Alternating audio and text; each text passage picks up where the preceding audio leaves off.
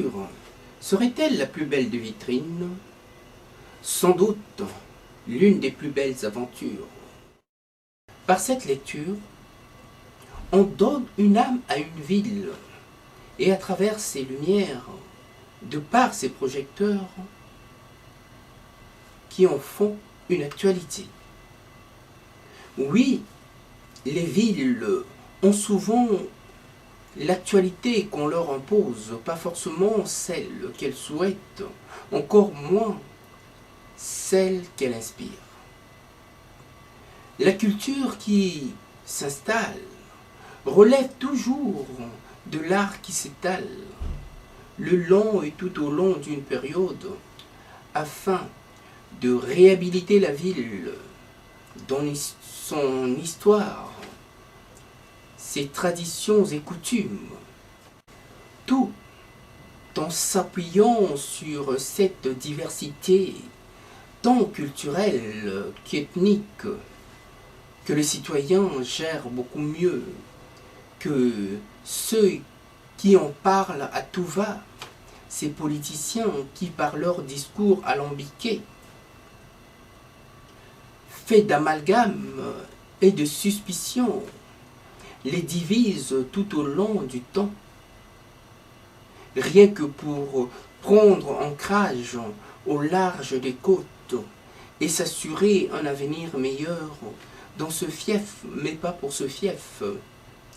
Tel est souvent le cas de Marseille, et sans doute d'autres villes aussi. Mais le cas de Marseille m'interpelle un peu plus du fait de Marseille-Provence 2013, capitale européenne de la culture. N'étant pas du coin, l'étant plutôt dans mon cœur, en ce fort intérieur, voilà que j'avoue Marseille, je t'aime. Aussi fort qu'un homme peut aimer une femme, comme une fable. Oui, je vous aime, vous les gardiens de ce temple, qui longe la Méditerranée, non par ses vagues, mais par son histoire, et son vague à l'âme. Oui, par et à travers votre diversité, vous avez fait de ce coin un lieu magique, véritable pépinière de culture, qui fait la fierté d'une France qui tend à se réconcilier avec son histoire.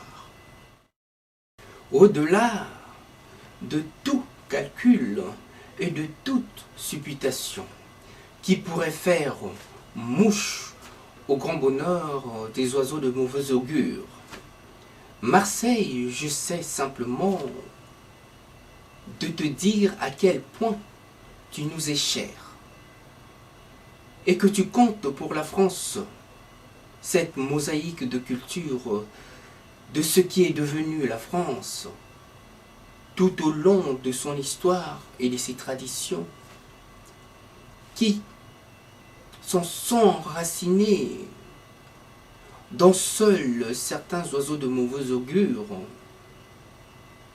se refusent d'en voir la portée. Marseille-Provence, capitale européenne de la culture, n'est là qu'un juste retour de choses qui remet les pendules à l'heure de la reconnaissance. Oui, je dis bien de la reconnaissance d'une histoire traquée, escamotée, tronquée, fruit de longues luttes, acquises par l'acharnement de ceux qui en savaient et qui en savaient un peu plus que les autres, et ne se sont pas laissés faire pour avoir été au cœur de l'action, au cœur de l'histoire. On ne refait pas l'histoire, mais on fait avec pour ne plus retomber dans les méandres du passé. L'histoire qui sert est une culture qu'on déguste, un peu comme la bouillabaisse, ce plat de jonction entre les cultures, ciment d'une société aux couleurs d'un bleu azur, et déploie tout son charme, et dans une telle élégance, de quoi rendre plus d'un homme infidèle qu'on ne peut que succomber. Marseille de la Canebière, par quoi est faite l'histoire de la France? Marseille de Marianne, celle qui ne l'a plus jamais quittée, cette culture au goût si prenant, envoûtant, enivrant, tant renommé par son accent si particulier, qui ne laisse point indifférent. Voilà ce par quoi j'essaie simplement de te dire à quel point je t'aime, Marseille.